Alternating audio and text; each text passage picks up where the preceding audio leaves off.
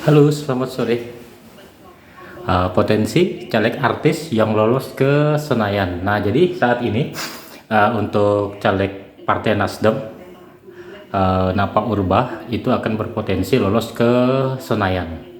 Jadi kita lihat komentar dari Napak Urbah di Kompas TV Live. Aku di posisi di Komisi 10. Pendidikan. Ya, pendidikan, tapi ada kebudayaan, ada pariwisata. Karena memang kalau di Magelang ini kesenian dan kebudayaan dan pariwisatanya kan besar sekali. Jadi itu mungkin bisa dikembangkan kemudian hari. Oke, menarik. Nanti apa yang ditawarkan pada publik dari sektor pendidikan, pariwisata oleh seorang Napak Urbah. Tapi sebelumnya kita akan tanya ke Mas Umam. Mas Umam, bagaimana Anda melihat ini fenomena? Jadi untuk sementara hitungan real count dari KPU itu masih dipegang oleh Prabowo Subianto dan Gibran Rakabuming Raka di kisaran 57% dan disusul oleh kubu Anies Baswedan dan Muhaimin Iskandar di 24 poin sekian persen. Elektabilitas tentu harus memiliki basis popularitas yang kemudian Jadi untuk tahun 2024 ini itu banyak sekali artis-artis senior yang mencalonkan diri yang bakal akan lolos ke Senayan seperti Uya Kuya, si Komeng gitu ya, yang jadi fenomenal sekarang. Bukan berarti mereka itu tidak cerdas. Rata-rata artis cerdas dan punya pendidikan yang tinggi gitu kan. Jadi ya kita kasih kesempatan lah orang-orang yang baru untuk mewakili masyarakat Indonesia yang duduk di Senayan. Sementara dari Napak Urbah ini dia mewakili dari Provinsi Jawa Tengah ya, dari Partai Nasdem. Nah, kalau misal kemudian ini di backup dengan logistik yang memadai, sosialisasi yang memadai, tentu akan menjadi sebuah mesin politik yang cukup. Tapi kan artis yang nyalek banyak, Mas Umam. Apa yang harus jadi pembeda agar bisa eye-catching, bisa menarik simpati publik? Ya, memang masing-masing memiliki tingkat perbedaan ya. Tentu akan bergantung pada level dalam konteks dapil. Tentu dapil memiliki karakteristik yang berbeda, cukup beragam. Tetapi kalau misal kemudian bagaimana pendekatan dengan menunjukkan lokalitas, termasuk dalam konteksnya adalah kearifan lokal yang kemudian bisa ditonjolkan, dan kemudian lagi-lagi kampanye terbaik adalah face to face. Dan merupakan strategi yang paling jitu. Memang per hari ini engagement melalui sosial media itu juga cukup efektif, tetapi dalam konteks elektoral, apalagi kemudian kita bicara dalam konteks murni elektoral, maka kampanye terbaik adalah face to face campaign. Jadi di medsos saat ini ya cukup ramai ya diperdebatkan di seputaran perhitungan dari real count dari KPU gitu ya. Ya biasalah menurut saya ada aja orang yang kontra dengan hasil KPU gitu ya. Itu wajar. Mungkin mereka partisan dari salah satu paslon gitu ya. Jadi kita maklumi aja. Karena demokrasi Indonesia itu sangat terbuka dengan orang-orang yang komplain gitu ya. Tetapi mau komplain harus disiapkan data. Jangan komplain aja tanpa ada data, itu kan percuma menurut saya. Mas bilang bahwa kita tidak hanya cukup menjadi seorang selebriti dan kita mengandalkan popularitas kita, tapi bagaimanapun juga bagaimana caranya supaya masyarakat tidak saja mengenal kita dan kita populer di depan masyarakat, tapi apakah masyarakat juga menyukai kita, dan setelah menyukai masyarakat baru mencoblos kita.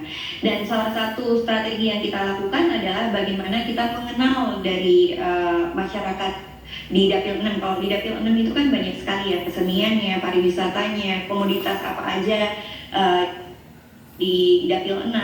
Nah di situ amat mengajari saya untuk terus belajar apa yang kedepannya nanti bisa dikembangkan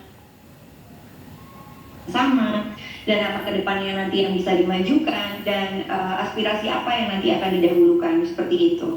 Jadi memang pendekatan masyarakat itu kalau di Jawa Tengah sendiri itu pentingnya bukan main, Mas, karena kalau di Jawa Tengah itu orang-orangnya kan kayak ada pasor, lembah mana gitu.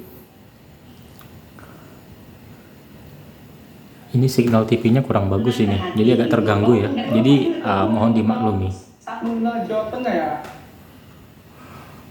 strateginya tentu akan lebih matang. Tapi apa sih yang ditawarkan soal program visi misi ke depan? Nanti kita akan bahas usai jeda ya, Mbak Nafa, Mas Umam. Oke, kita jeda dulu.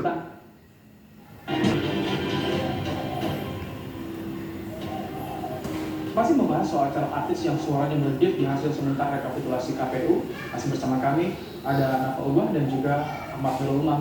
Mas Umam, bagaimana? Jadi potensi caleg artis yang lolos ke Senayan ini cukup banyak ya, seperti Uya Kuya, Nafa Urba, Komeng ya. Jadi ada beberapa lagi yang daerah lain itu yang belum terekspos gitu ya. Jadi artis itu juga punya pendidikan yang tinggi, jadi tidak semudah itu hanya bertampang cantik, ganteng, mau lolos ke Senayan enggak, pasti mereka dibarengi dengan skill yang tinggi gitu kan. Nah, jadi kita ikutin bersama ini.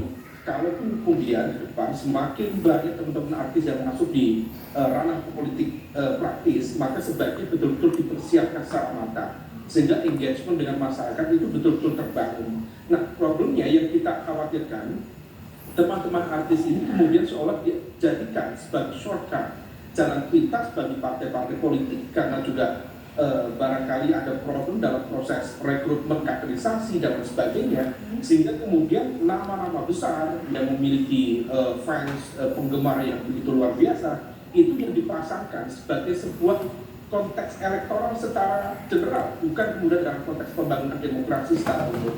Nah, oleh karena itu apapun profesinya dan artisnya yang memiliki social engagement kemudian masuk ke ruang politik harus dipersiapkan secara konten, narasi, termasuk kemudian basis argumen ketika masuk ke masyarakat, dan itu betul-betul harus dipersiapkan secara matang. Kalau matang betul, kita masih ingat nama-nama yang barangkali agak mustahil misalnya masuk di dunia artis, tapi ada nama-nama seperti Arnold Schwarzenegger yang dia masuk menjadi gubernur di tahun 2003 sampai 2019. Ada nama Ronald Reagan, ada Clint Eastwood, ada Leda Jackson, ada Jerry Springer, bahkan Ronald Reagan. Memang mungkin dia mengawali, dia ada aktor. Ini kalau kansnya dari selebritas misalkan masuk ke Senayan itu perlu berapa persen sih, Mas Umam? Sedikit saja gambarannya.